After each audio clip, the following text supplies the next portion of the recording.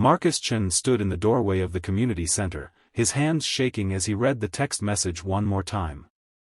His so-called friends had set him up on a blind date, and he'd just discovered the truth. The woman waiting inside wasn't just any stranger, she was someone they described as broken, pitiful, someone who needed saving. The words, deaf and paralyzed, glared at him from his phone screen, sent by his buddy Jake with a string of laughing emojis, as if this were all some cruel social experiment. Marcus felt rage bubbling in his chest, not at the woman inside, but at the people he'd trusted, people who thought disability was a punchline, people who'd used his loneliness as bait for their entertainment. He should have turned around and left. He should have called them out, blocked their numbers, and driven back to the empty apartment where his 7-year-old daughter Lily was staying with his mother for the weekend. But something stopped him. Maybe it was the memory of his own pain, the years since his wife had died, leaving him to raise Lily alone, drowning in grief and responsibility. Maybe it was the knowledge that whoever was inside that room had been used to, turned into a prop for someone else's amusement.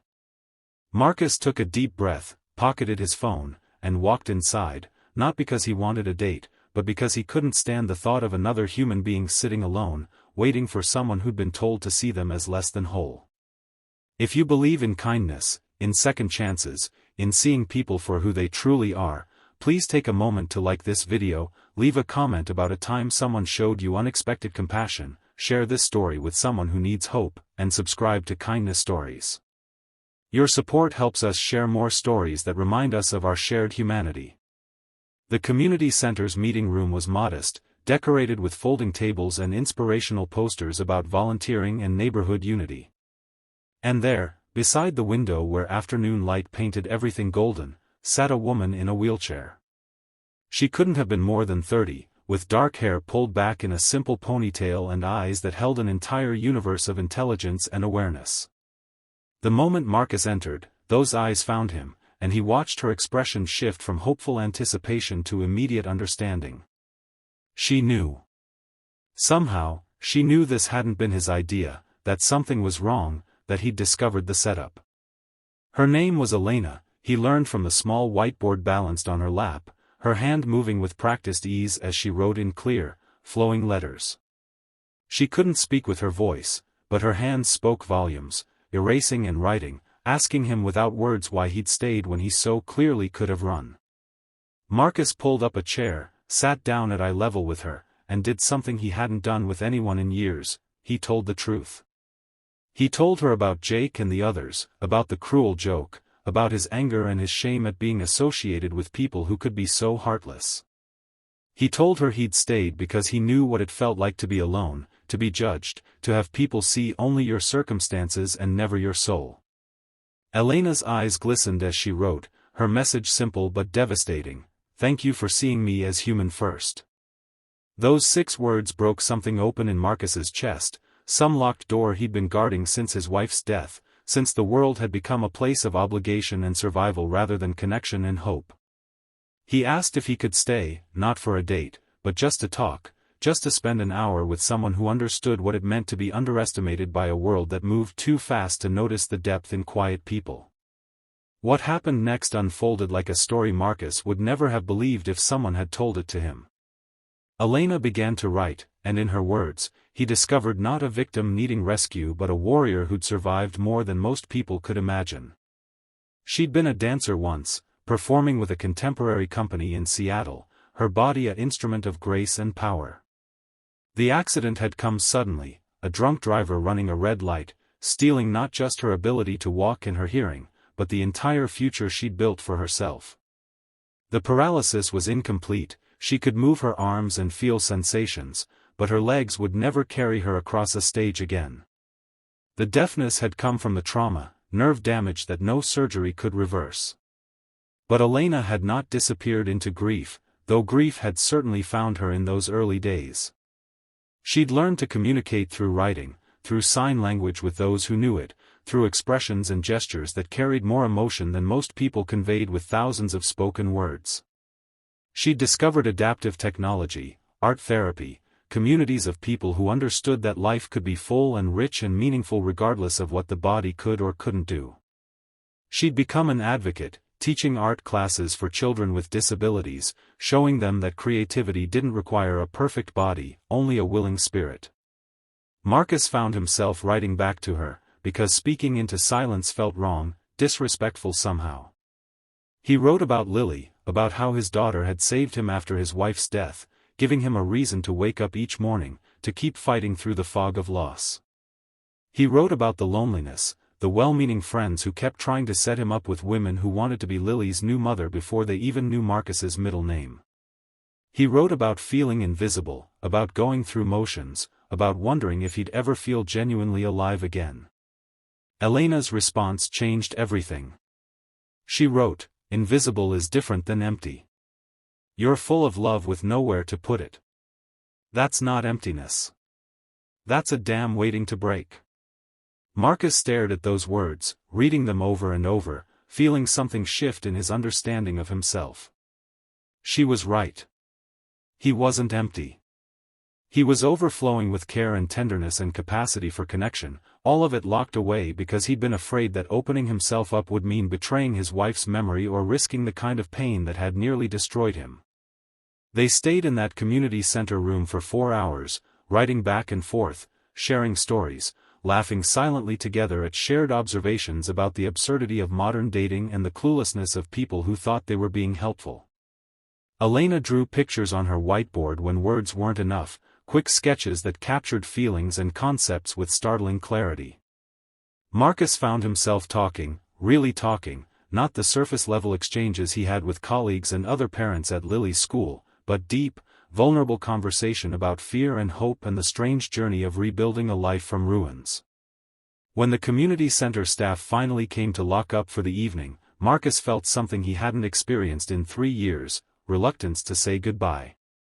He asked Elena, carefully, respectfully, if he could see her again, not because of pity or obligation, but because talking with her had reminded him what connection felt like, what it meant to be truly seen by another person.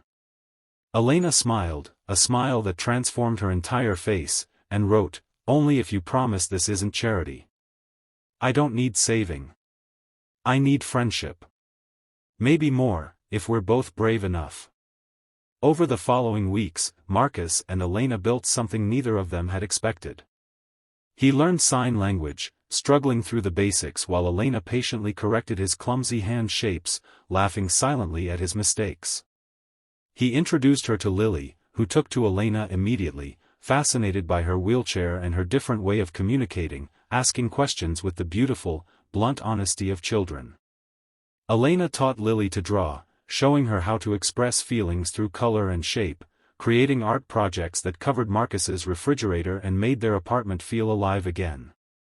Marcus's so-called friends, the ones who'd set up the cruel joke, eventually called to ask how the pity date had gone. Marcus told them exactly what he thought of their cruelty, cutting them out of his life without hesitation or regret. He realized they'd never actually been friends, just people who filled time, who made him feel less alone without ever making him feel truly connected. Elena had shown him the difference between proximity and intimacy, between having people around and being genuinely known. But the moment that shattered Marcus completely came 3 months into their relationship, during a quiet evening at his apartment after Lily had gone to bed.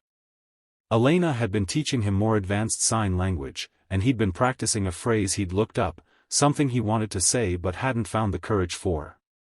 His hands moved carefully, forming the signs, "I think I'm falling in love with you."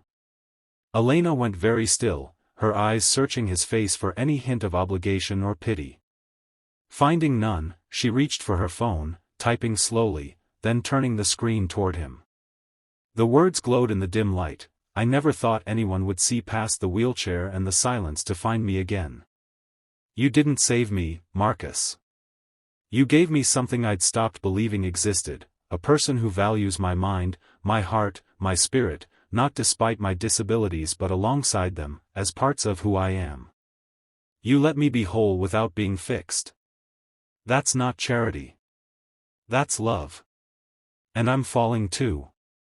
Marcus's vision blurred with tears as he read those words, understanding for the first time that healing wasn't about returning to who you were before loss struck, it was about becoming someone new who carried the scars with grace, who remained open to connection even when every instinct screamed for self-protection. Elena had been whole all along, complex and brilliant and full of life, and the only thing broken had been a world too limited to see her clearly. He took her hands gently, and they sat together in comfortable silence, communicating in the language they developed, a blend of signs and touches and shared understanding that needed no sound. Lily's soft breathing drifted from her bedroom, and Marcus thought about how his daughter was learning something precious from Elena's presence in their lives, that love came in countless forms, that strength had nothing to do with walking or hearing or fitting into narrow definitions of normal, that the most beautiful connections often came from the most unexpected places. If this story touched your heart, if it reminded you that everyone has depth and value regardless of their circumstances, please let us know in the comments. Share a moment when you or someone you love was underestimated and proved the world wrong. The people who'd set them up as a joke never understood what they'd accidentally created. In trying to humiliate both Marcus and Elena, they'd pushed two wounded souls together, two people who'd learned that survival required vulnerability, that real strength meant remaining open even after life had knocked you down. Marcus had walked into that community center expecting to confront cruelty, and instead he'd found the person who would help him understand that his heart's capacity for love hadn't died with his wife, it had simply been waiting for someone who understood that broken things, when carefully tended, often become the most beautiful. Before we end, please take a moment to comment below and tell us, what does true kindness mean to you? Your words might inspire someone who needs to hear them today. Elena once wrote to Marcus, "They thought they tricked you into dating someone broken. But we're all broken in some way. You just happened to meet someone whose cracks were visible, someone who'd learned to fill them with gold and turn damage into art. That's what love does. It doesn't fix us. It sees us as we are and says, yes, even this, especially this."